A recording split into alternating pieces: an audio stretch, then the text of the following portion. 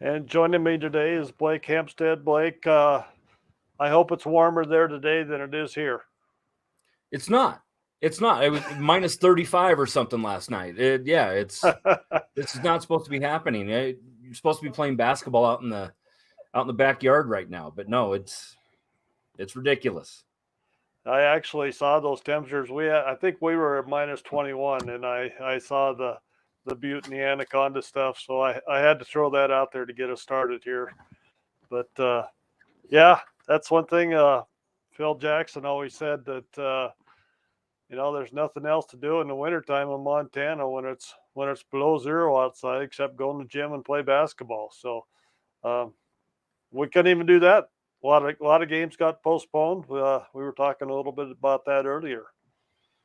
It's funny that you say that. The Hurleys, Scott and Rob Hurley, one of the stories of lore with me growing up was, Bob, their dad, used to make them, one of them grab a shovel and walk from their house, which they used to live near Memorial Gym, and walk all the way up to Washington School, which is no longer there, shovel off the playground and shoot in the winter. And they used to do that. And the funny part is their youngest son, River, who we've talked about, they came down, Right. him and a friend came down. I have a half court basketball uh, hoop in my backyard, and they came down. I went out and shoveled, had a little bit of ice, but they came down and shot. So it was kind of that little full circle moment to where, you hear about this, hear about the dad, and then the kid comes down and played with my two sons, and they had a ball. And River, such a good kid. The other kid lives around the corner with his grandfather. His name's Aiden Tuss. So yeah, it was really neat. And those are the things that build worth within the community, but it also builds a little bit of, hey, I want to go watch River play. Builds a little community spirit.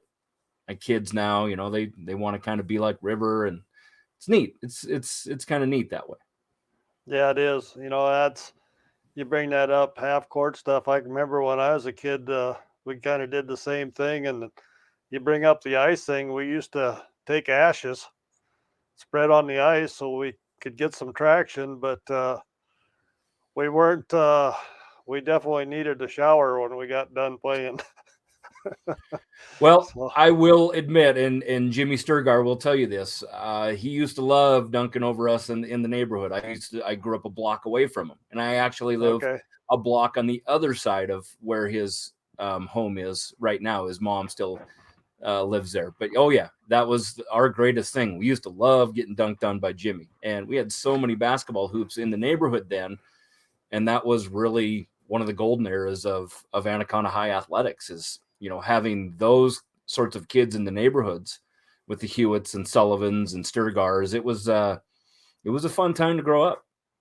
yeah, yeah. In fact, I told Jimmy hi for you. I saw him. He was at the Rocky game here one night, so I did tell him hi. He said to tell you hello, so I got that done. Good, good, good. Yeah, but a lot of cancellations. Let's just talk a little bit about the role model thing. You brought up a good point, Blake, and I think you've got kids. I had kids, and you know, I don't think there's anything more important than good role models in high school sports than any other sport level, college or pro, because you have that closeness, that interaction with those kids, and just some of your thoughts on that. How you feel about your kids having role models and idols to look up to. It's one of the reasons why I started my stream after KNA was burned down after the arson. It removed a big thing from our community. Anaconda was not going to have radio anymore, and it's something that they've always had. So I saw how growing up in the community, how important sports was to the youngsters. For kids in a small community, for kids to look up to their peers.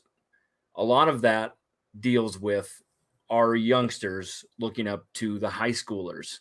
I still remember a lot of my interactions with Corey Hewitt, Jimmy Sturgar, all those kids. Those kids kind of pulled us along with them, even though it really didn't pay a whole lot of attention to us, but they were our heroes growing up. And I think the best coaches, even in your bigger communities, whether it be Jimmy and at Billings Central or any, those are the guys that reach down, grab that community, grab the younger schools, the younger generation, and play games with them, interact with them. The boys and girls clubs that used to do that. I know that Anaconda and Butte are a little bit smaller. They do. I'm not even sure if Butte has a boys and girls club. I know Missoula used to have a really positive one. I can see a lot of the things that Montana State University they do with their outreach. It has to deal with the youth involvement, and what it is you create not only a fan base, but you create potential to change these youngsters' lives and give them something to look up to. So yeah, it's huge, and I really believe that high school coaches should try that a little bit more. I think having those programs involved in school control, I think that helps, but it's invaluable for young kids to be able to look up to those kids, and we have tons just in terms of Anaconda here. River, I just spoke about River, McKenna Patrick, those kids, great students, great athletes, but they also just really easy to approach, and kids gravitate to that. They love it. If you could put a number 22 out there and put it on the, out on the rack and sell it, you'd have people wearing those jerseys and wearing that number. It's because people really enjoy not the athlete that they are, but the person they are. Right. Right. And I think it's easier for those athletes to drop down and talk with the younger kids in the smaller schools because, like most of Class C schools, you're all in one school anyway. Sure. Even some of the Class B schools, if you're not, you're pretty close to each other school wise, and a lot of times they eat lunch together. I think that would be, in a bigger school, I think that would be important for a coach trying to build a program to go down, have his athletes go down into the elementary and have lunch with those kids and get them excited about playing the sport. Joe Mearns, who used to be, Joe, used to be just one of the best high school volleyball coaches in Montana, retired several years ago. Now he's an official, volleyball official, and he snowbirds. He's down in Arizona now. He's not dealing with this stuff. But he used to bring his kids down before, whether it be divisional tournaments or state tournaments, and they would have lunch with the elementary school. And admittedly, that day of school would be ruined for the rest of the day because the kids were so excited that here are these individuals in Copperhead, Navy, blue and silver, sitting down, having lunch with them. The interactions were amazing. And what it is it's a hero. It really is a piece of their childhood looking up to their heroes. Right. And I know with being on the school board, I know it's tough. I know it's tough with seat time and doing stuff like that and grades and testing. But I really think that you increase the morale when you do that, when you just reach out that little bit more. And I think morale is the best part of the student athlete experience, even being in schools. Yeah. Yeah. No, I just think it's a great thing. I can remember my kids looking, or when they looked up the high school kids, and um, it's just, I think it's tremendous tool for the younger kids, and I think some of the high school kids maybe need to realize that there are a lot of little eyes on them, and be respectable to those kids. Yeah, absolutely. And I think it's becoming more more apparent now with social media. Eyes are always on you, whether it be fair or unfair. But just knowing that, you are kind of change a kid's path, or can have the ability to change a kid's path. It's a lot of responsibility in some aspects, but it's also pretty rewarding once you Yep. once you let that kind of sink in. Yeah. Yeah. That's for sure. Well, Blake, let's talk a little bit about Big Fork and Loyola. I watched most of that game and kind of a defensive battle. When you get teams that really they clog the court, Loyola and Big Fork, both long teams, both teams that can shoot very well, both very athletic. Big Fork was up 35-32, I believe, and then Loyola hit some free throws down the stretch, won 48-37. But that's a game where two top five teams, going at it. Loyola on the road, winning that one. No, it's huge going in to the divisional here in a couple weeks, which will be in Anaconda. And I mean, I can't wait to see part two on that. It's the way Class B and the Western side through the 6 and the 7B. I mean, like I said, I don't mean to discount any teams, but that's kind of the way that everybody's looking to where that is potentially, the divisional championship game. Yeah.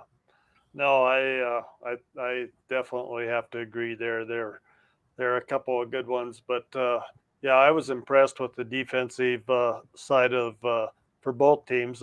Played zone most of the time in the game. Both teams did. I don't know if I ever saw them play either team go man, but they may have right there at the end. I didn't watch the last minute or so, but uh, very impressed with those teams, and I can see why they were rated number one, number two. I can see that. I think one poll has them flip flop, but both very good teams. Um, you got some. What other games you got to talk about? I know you didn't have many there. Do you got any tidbits on any of the other past games? Well, we talked about a little bit in the double A. Butte High getting a big win over Helena High. Helena High, they kind of got over Capital, and it's not easy to get over. It's not easy to get over that Capital when you're a Helena High kid. So you beat Capital, and then you come across the hill, and Butte High is an upcoming team, of course. Ludke has had all the talent in the world. Now his son up there playing for him. Butte High got a big win, and see what that does to catapult that team too. But this week, kind of a down week again. Anaconda will host Deer Lodge, which is their biggest rival, so that's kind of big on Anaconda's side. And then the week after is the final week of the regular season. Then we get to start talking about postseason stuff. Yep, yep. And you got a big game coming up in Butte as Butte Central and Butte High will play at the Civic Center. Be the first game at the Civic Center, I believe, this year after the filming of the movie, I believe. Yeah, the 1923 or 1927, whatever it is. I don't know. I'm not much of a country music fan. I'm not much of a Yellowstone fan. Never watched the show. Never watched this show. Have several I think friends. that's about the year Coach Thatcher was born. I think. But he looks 39. Have you seen him? Oh, Yeah, he'll play yeah, post and still whoop me. yeah. Oh yeah, But yeah, yeah, yeah. He'll probably it's whip me for saying this.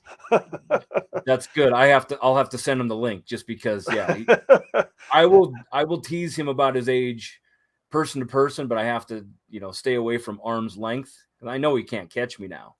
But yeah, I'll stay away from that on here. But no, it's the funny thing, kind of on the boys' side, Butte High. It's the only time that they're going to see like a Class A school that will play nothing but man to man against them. So it's going to be, double A for the most part. Most of the teams play man to man. They have a little bit of depth. You can do that. Right. In Class B, Class C, you're going to see more of a zone, a 1-3-1, somewhat of a press put on from one time to another. But a Brody Kelly coach team at Butte Central just refuses to play zone. They will play man, and it is a big physical team in Butte Central. So that's going to be a really big game. Butte Central, just another test. Whether they pass it or not, it remains to be seen. But Butte Central probably has the edge going into that one.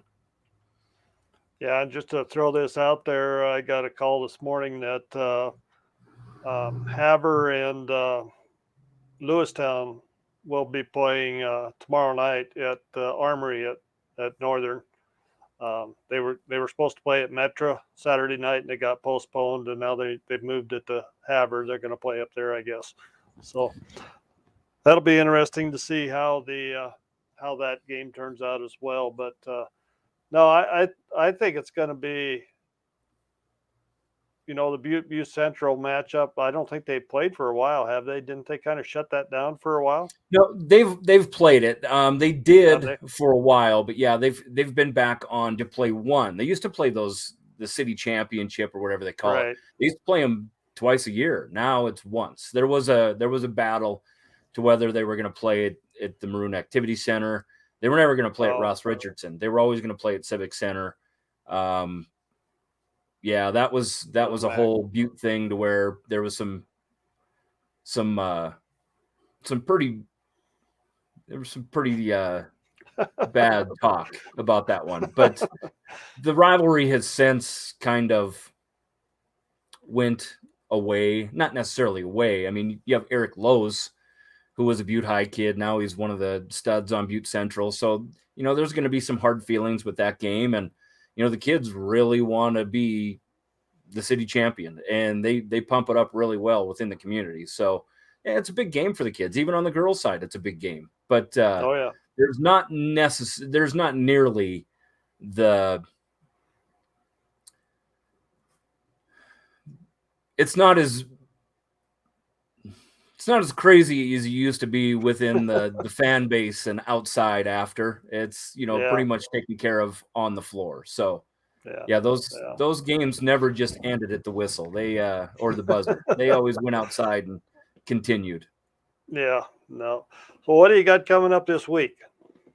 So we got Anaconda is like I said, they only have one game this week. They do have Deer Lodge. That's a big rivalry.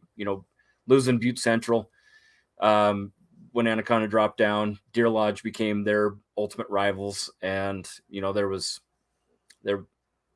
some questionable stuff that happened down in Deer Lodge with fan interaction and stuff. Hopefully, that stuff can just get pushed aside. Just the focus should be on the kids, and hopefully that goes. But like you said, the biggest game probably in the state this week is Butte High, Butte Central. And what's nice about it is it gives that, back in the big 32 days, of course, I wasn't alive then. Thatcher might have been about 55 or 60 when that was going on. But that gave you the true best teams through the state. And it wasn't always double A, or there wasn't double A back there. It wasn't always A or B or whatever. Now, I mean, you can kind of make the correlation. Butte High knocks off Helena High. Butte Central, plays against. I would love to see a Butte Central Loyola game. Two Catholic schools, big, physical, long. Both teams can shoot. Both teams are very well coached. I would love to see, some of those interactions, some of those games get played. It brings out that other conversation. If Butte Central can knock off Butte High, are they one of the best teams in the state? I believe they are. I also believe Loyola is one of the best teams in the state. Big Fork is right up there. Loyola's only loss this year is to Columbia Falls. And Columbia Falls, when it comes tournament time, they're going to be able to stake their claim to, potentially being one of those teams that knock off a Lewistown, a Butte Central, Dillon. They're going to be one that can play defense and get out there. So, yeah, this is a beautiful time in the state of Montana. This is coming down to tournament time, and we'll get into it probably in the next couple episodes where teams are kind of shaking out and heading into that state tournament time. That's for sure. Well, thanks for coming on today, Blake. Appreciate it again, and stay warm down there. Keep that cold weather down there, though. Don't send it this way. We've got enough of our own. Yeah, I'm sorry we didn't have a whole lot to talk about, but February in Montana, it can be November, December, or Antarctica. So And I'd like to thank our guests that come on the show and talk about Montana high school sports. Without them, this show would not be possible. And once again, if you like this podcast, please click on the subscribe button below to get alerts when we have up a new podcast.